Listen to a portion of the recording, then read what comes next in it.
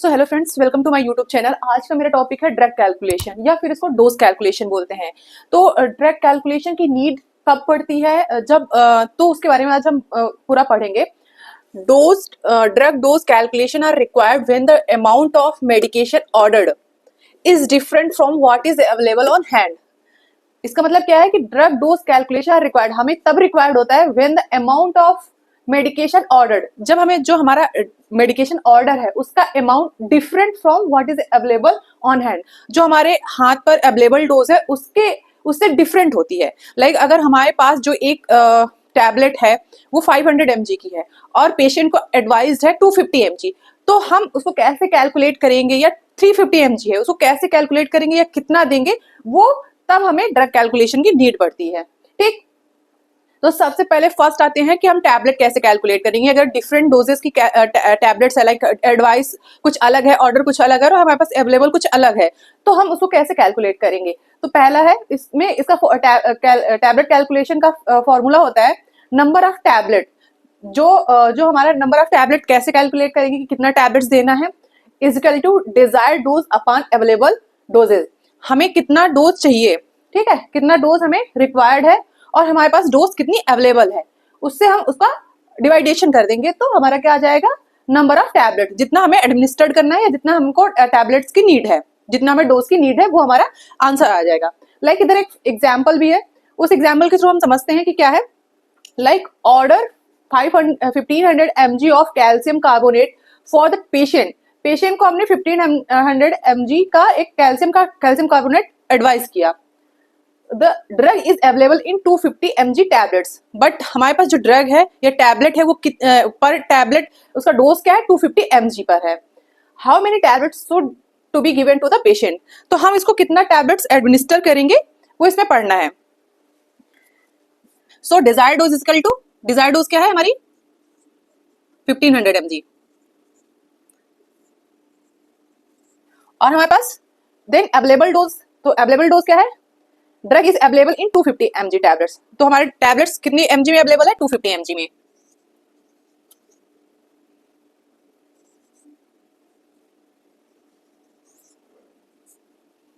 और इसका फॉर्मूला क्या है हमारा, number of tablets, number of tablets equal to desired dose upon. तो अब इसको हम कैलकुलेट कर लेंगे। कैलकुलेट करने में जितना भी हमारा कैलकुलेशन आएगा वो उतने ही नंबर ऑफ टैबलेट्स हमें एडमिनिस्टर करनी है। तो कैलकुलेशन के में कितना आएगा, ये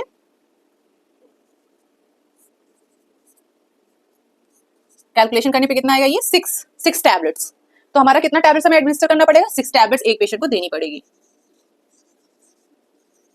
तो ऐसे समझ में आया कि कैसे हमें कैलकुलेट करना है।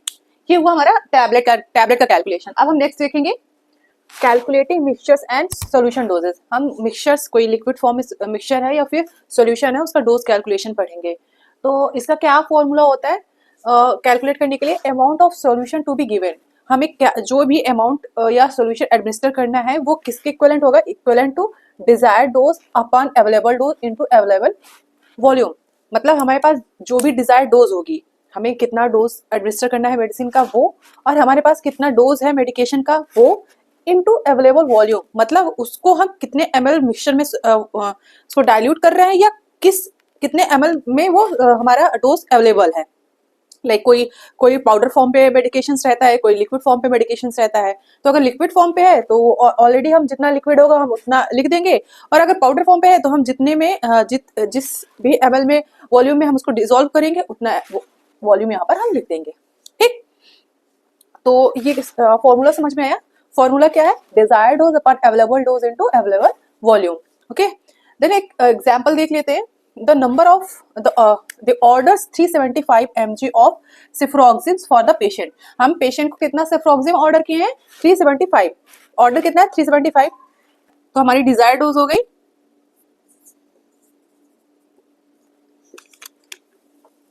डिजायर्ड डोज हो गई हमारी 375 mg। Okay, then the drug is available in 750 mg vial, but हमारे पास अवेलेबल कितने mg में है, डोज में है। तो अवेलेबल डोज क्या हो गई हमारी 750 mg। नेक्स्ट अब क्या दिया है, to plan to dilute it in 10 ml of the sterile water. But हम इसको डायल्यूट कितने में करेंगे, ये अगर पाउडर फॉर्म पे हमारा सिफ्रॉक्सिम है, इसको हम तो इसको डायल्यूट कितने में करना है हमें, 10 ml ऑफ स्टेराइल वाटर में। तो हमारा अवेलेबल वॉल्यूम क्या हो गया, अवेलेबल वॉल्यूम हो गया हमारा 10 ml। How much should you give to your patient. तो अब हम कितना पेशेंट को कितना ml हम एडमिनिस्टर करेंगे, तो अब हम इस फॉर्मूला में ये सारी चीजें रख देंगे और हम इजिली इसको कैलकुलेट कर लेंगे। तो देखते हैं तो डिजायर्ड डोज कितनी है हमारी 375, अवेलेबल डोज कितनी है 750 एंड अवेलेबल वॉल्यूम कितना है हमारा 10 ml। तो अब कैलकुलेशन पे ये कितना आएगा 5 ml। तो हमारा कितना आएगा ये 5 ml आएगा। रुको हम इसको, तो हमारा आंसर क्या हुआ 5 ml। तो इस फॉर्मूला में रख के हम सारे अगर इस मिक्सचर्स या सॉल्यूशन के या फिर जो भी लिक्विड फॉर्म पे हमारे मेडिकेशन है उसका हम कैलकुलेशन करके इस तरह निकाल सकते हैं। ठीक है, अब दिन नेक्स्ट आते हैं हम पढ़ेंगे आईवी रेट कैसे निकालते हैं। ठीक है, it is easy to calculate the running rate of IV fluid in terms of ml per hour और ml पर मिनट में। तो ml पर आर या ml पर मिनट में हमें आईवी रेट कैलकुलेट करना बहुत इजी पड़ता है। तो इसको हम देख लेते हैं कि ml पर आर और ml पर मिनट में कैलकुलेट करने का फॉर्मूला क्या है। तो is equal to total IV fluid upon time. हम जिस भी टाइम पे एडमिनिस्टर कर रहे हैं वो टाइम लिखेंगे, अगर हमें आर में निकालना है तो आर में रखेंगे, अगर मिनट में निकालना है तो मिनट्स में रखेंगे। ओके, तो क्या है स्टार्ट वेनकोलाइसिस। तो पहला एग्जांपल हम देख लेते हैं, start venoclysis with the NS of 1 litre to be infused for 16 hours. How many ml of the IV fluid should you infuse per hour? तो इसमें क्या पूछा है कि हमें हमारा वेनकोलाइसिस है जो 1 लीटर एनएस में इन्फ्यूज करना है ओवर द 16 आवर्स। तो इस पे हमारा टोटल वॉल्यूम कितना है 1 लीटर। वॉल्यूम कितना है 1 लीटर। 1 लीटर को हम और दूसरे फॉर्म में क्या लिख सकते हैं, इसके पहले हमने जो इसके पहले हमने कन्वर्जन्स पढ़ा था उसमें देखा था 1 लीटर को हम किसमें क्या लिख सकते हैं 1000 ml। ठीक, और टाइम क्या दिया है, टाइम हमारा दिया है 16 आवर्स। सॉरी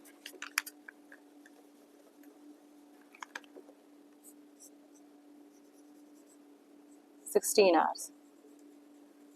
ठीक, तो हम इसको कैलकुलेट करते हैं। अगर हम पहले ml पर r में कैलकुलेट करते हैं तो क्या आएगा, हमारा टोटल वॉल्यूम कितना है 1000 ml अपॉन 16। इसको इससे डिवाइड करेंगे तो कितना आएगा 6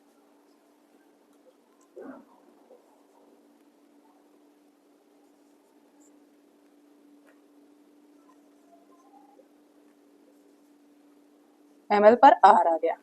ठीक है, तो इसको कैलकुलेट करने पे कितना आ गया 62.5 ml पर आर आ गया। अगर हमको इसको मिनट में ही कैलकुलेट करना है और आर में ही हमारा टाइम जो दिया है आर में दिया है, कैलकुलेट करने के लिए बोल दिया कि ml पर मिनट में आप निकालो, तो आप कैसे निकालोगे, तो सबसे पहले हमें टाइम को क्या किस में कन्वर्ट कर लेना है मिनट में। तो 16 आवर्स 1 आवर्स में कितना मिनट्स होता है 16 मिनट्स होता है, 60 मिनट्स होता है। तो 16 इंटू 60 ml पर मिनट में हमें कैलकुलेट करना है। तो 1000 अपॉन 16 इंटू 60 से कैलकुलेट कर देंगे तो क्या क्या आ जाएगा हमारा टाइम मिनट में आ जाएगा। ठीक है, आप यहाँ पर देख सकते हैं कि अगर ये हमारा 16 आवर है, 1 आवर में हमारा 60 मिनट्स होते हैं, तो हम इसको 60 से कैलकुलेट कर देंगे तो ये हमारा कितने में आ जाएगा मिनट्स में आ जाएगा। ठीक, तो इसको हम कैलकुलेट करेंगे तो कितना आएगा अप्रोक्स 1 ml आ जाएगा, 1 ml पर आवर। ओके, ये कैलकुलेट करने में कितना आएगा 1 ml पर आवर। ठीक, ये हमारा आ गया आईवी रेट कैलकुलेशन। अब इसके तो हमने ये IV rate ml per hour या मिनट में कैलकुलेट किया है। ठीक है, ml पर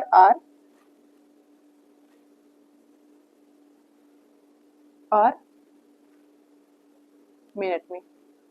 अब हम नेक्स्ट देखेंगे कि आईवी रेट्स को ड्रॉप्स पर मिनट में कैसे कैलकुलेट करना है। ठीक है, आईवी रेट्स को ड्रॉप्स पर मिनट में कैलकुलेट करना सीखेंगे कि ड्रॉप्स पर मिनट पे कैसे कैलकुलेट करते हैं। तो ड्रॉप्स पर मिनट पे कैलकुलेट करने का फॉर्मूला है drops per minute is equal to total IV volume upon time into drop factor. ये वैसे ही है जैसे कि पहले दिया है कि एमएल पर मिनट पे कैलकुलेट या एमएल पर आर पे कैलकुलेट करने के लिए फॉर्मूला था कि total volume but upon time था, बट इसमें ड्रॉप कैलकुलेट करना है तो इनटू ड्रॉप फैक्टर कर देना है। ठीक है, वैसे ही है, जस्ट इस पे एक क्या करना है, ड्रॉप फैक्टर जो भी होगा हमारा इस पे ऐड कर देंगे तो वो ड्रॉप पर मिनट पे कैलकुलेट हो जाएगा। ठीक है, तो ये हमारा फॉर्मूला रहा। देखिए अब एग्जाम्पल देखते हैं। The physician order to start venoclysis with the NS 1 litre solution. तो हमारा इसमें टोटल वॉल्यूम कितना है, 1 लीटर। ठीक, 1 लीटर हमारा सॉल्यूशन कितना है, हमारा वॉल्यूम कितना हो गया,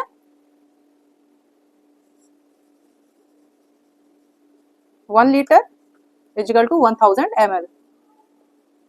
okay, the IV fluid will be infused for 14 hours. तो हमारे इसमें टाइम क्या है,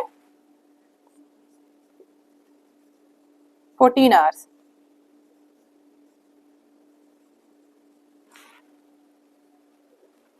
and the drop factor of the macro drip used is 20। जो भी हम ड्रिप सेट यूज कर रहे हैं उसका ड्रॉप फैक्टर क्या है, 20। तो हमारा ड्रॉप फैक्टर क्या है इस पे, 20। ठीक, it should be regulated to how many drops per minute. तो ये पूछ रहा है क्वेश्चन कि हमें उस ड्रिप सेट को कैसे रेगुलेट करें, कितना ड्रॉप्स पर मिनट पर रेगुलेट करें कि ये हमारा 1 लीटर सोल्यूशन 14 आवर्स में इन्फ्यूज हो जाए। ठीक है, तो इसको चलो कैलकुलेट करते हैं। तो हमारा ड्रॉप फैक्टर क्या आएगा, ड्रॉप्स पर मिनट पे कैलकुलेट करने के लिए जो फॉर्मूला है टोटल आईवी वॉल्यूम कितना है हमारा 1000 ml, टाइम इन मिनट्स। तो हमारा ये किस में है, आवर्स में। इसको मिनट्स में कन्वर्ट करने के लिए 60 से मल्टीप्लाई कर देंगे, 60 से मल्टीप्लाई कर देंगे तो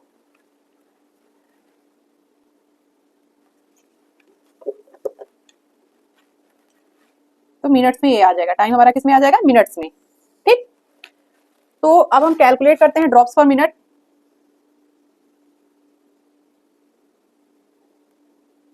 इक्वल टू आईवी वॉल्यूम कितना है हमारा 1000 ml, टाइम क्या है, टाइम हमको मिनट्स में रखना है 14 इंटू, तो मिनट्स में हम कैलकुलेट करेंगे तो क्या 14 इंटू 60 रखना पड़ेगा हमें, 14 इंटू 60। और हमारा ड्रॉप फैक्टर क्या है 20, तो इसका होल का मल्टीप्लाई कितना है 20। अब इसको हम सॉल्व कर लेंगे तो हमारा ड्रॉप्स पर मिनट आ जाएगा, कितना ड्रॉप्स हमें एडमिनिस्टर करना है पर मिनट में। ठीक है,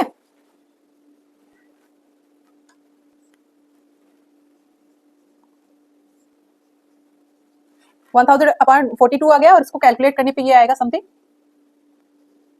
23.8 आएगा। ठीक, इसको या तो हम इसको 24 मान सकते हैं। ठीक है, ठीक,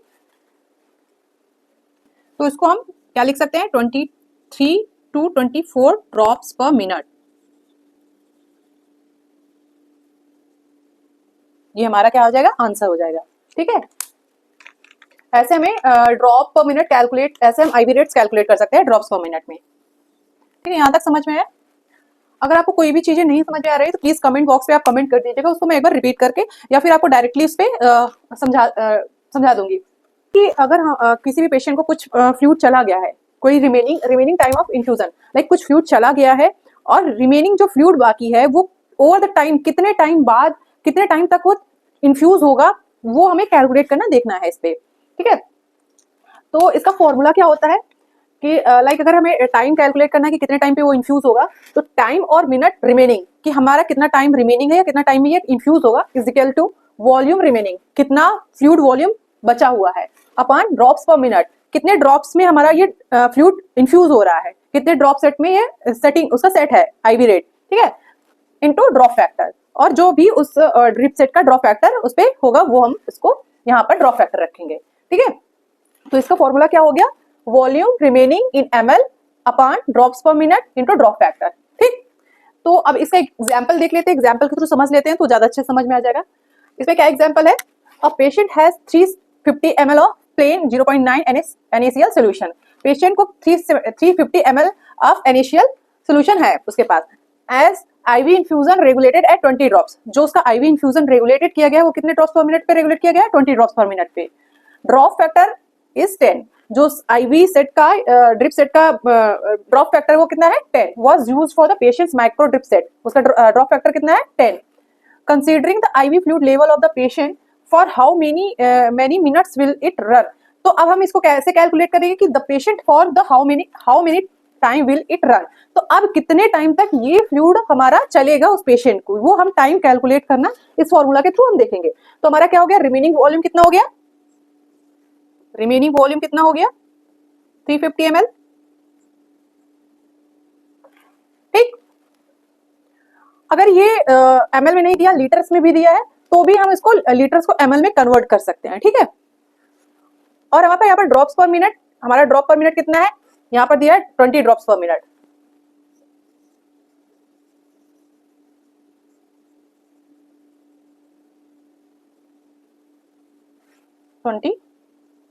ड्रॉप्स पर मिनट,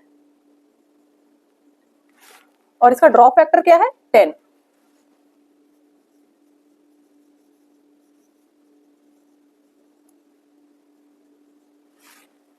ठीक, तो अब हमें टाइम कैलकुलेट करना है, तो कैसे कैलकुलेट करेंगे, remaining time is equal to volume remaining, volume remaining कितना है 350, ड्रॉप पर मिनट कितना है 20 इंटू ड्रॉप फैक्टर कितना है 10। अब इसको कैलकुलेट कर लेंगे।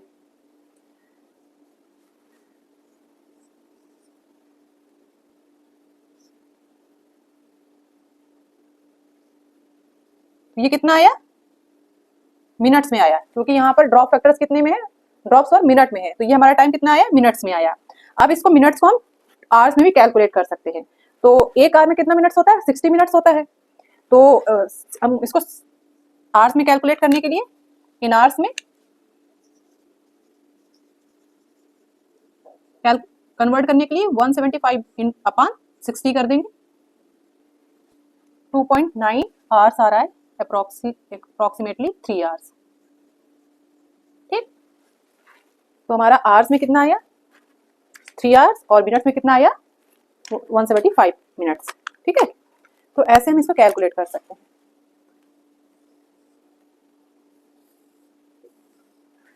ठीक है, ये समझ में आ गया।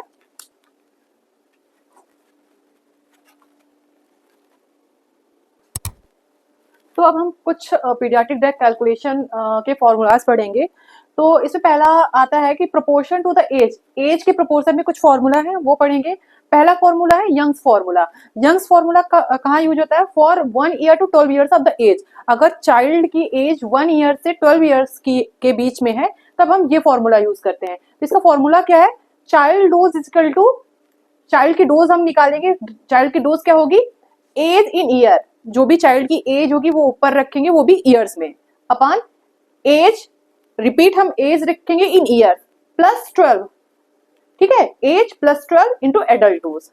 ओके, जो भी उस ड्रग का एडल्ट डोज होगा वो एडल्ट डोज यहाँ रखेंगे, और ये फॉर्मूला पूरा रखेंगे तो हमारा क्या हो जाएगा, चाइल्ड का डोज निकल जाएगा। ठीक है, कोई भी अगर हम हमें एमिकासिन लगाना है चाइल्ड को, तो एमिकासिन एडल्ट का जो भी डोज होगा वो हम यहाँ रखेंगे, और उस चाइल्ड की एज इन ईयर्स यहाँ, चाइल्ड की एज इन ईयर्स यहाँ, प्लस 12, और ये पूरा फॉर्मूला में पुट करने के बाद कैलकुलेट कर लेंगे। ठीक, देन हमारा सेकेंड है, ये भी एज के प्रोपोर्शन में ही है। तो फ्राइड्स फॉर्मूला कब यूज होता है, for the under 1 years of the age. अगर बच्चे का एज 1 साल से कम है तब हम ये फॉर्मूला यूज करते हैं। तो यहाँ पर चाइल्ड की डोज जो भी होगी, चाइल्ड की dose is equal age in months, age लिखेंगे, बच्चे की जो एज होगी मंथ्स में लिखेंगे, क्योंकि 1 साल से छोटा बच्चा मंथ्स का ही होगा, months upon 150 into adult dose. जो भी एडल्ट की डोज होगी, स्टैंडर्ड डोज होगी, वो यहाँ पर लिख देंगे। तो इससे हमारा क्या होगा, चाइल्ड का एक स्टैंडर्ड डोज निकल आएगा। ठीक, बच्चे का उस एज पे क्या डोज होना चाहिए वो निकल आएगा। देन हमारा दूसरा क्या है, calculation based on the body weight. अगर बच्चे का हमें एज नहीं पता है, हम बॉडी वेट के अकॉर्डिंग भी इसका कैलकुलेशन कर सकते हैं। तो इसका एक फॉर्मूला है, क्लार्क्स फॉर्मूला। ये तब यूज होता है when the weight less than 150 lb और 70 kg। अगर बच्चे का वेट 150 पाउंड या 70 kg से नीचे है तभी ये कैलकुलेट होगा। नॉर्मली बच्चों का वेट आइडियली इससे कम ही होना चाहिए। अगर इससे ज्यादा है तो वो बच्चा ओबेज ही होगा। ठीक, इन अगर बच्चे का वेट हम केजी में हमें पता है तो ये फॉर्मूला रखेंगे, child's dose is equal to weight in kg upon 70। ठीक है, into adult dose in mg. जो एडल्ट की डोज होगी उसको एमजी में रखेंगे। ये अगर हमारा केजी में बच्चे का वेट दिया है तो हम केजी इस फॉर्मूला में रखेंगे। अगर बच्चे का वेट हमें पाउंड्स में पता है तो हम ये फॉर्मूला रखेंगे, weight in pounds upon 150 into adult dose. Okay, तो ये हमारे कुछ पीडियाट्रिक ड्रग कैलकुलेशन के लिए कुछ फॉर्मूलाज दिए हैं। इसका यूज करके हम ड्रग कैलकुलेशन करते हैं पीडियाट्रिक का। तो आज का हमारी क्लास हमारी यही फिनिश होती है। और इसमें जो भी चीजें आपको नहीं समझ में आई प्लीज आप कमेंट बॉक्स में कमेंट कर सकते हैं। और अगर ये आपको ये क्लास अच्छी लगी हो तो प्लीज लाइक करें और सब्सक्राइब करें। और ऐसे ही वीडियोस में बने रहने के लिए प्लीज इस चैनल पे बने रहें।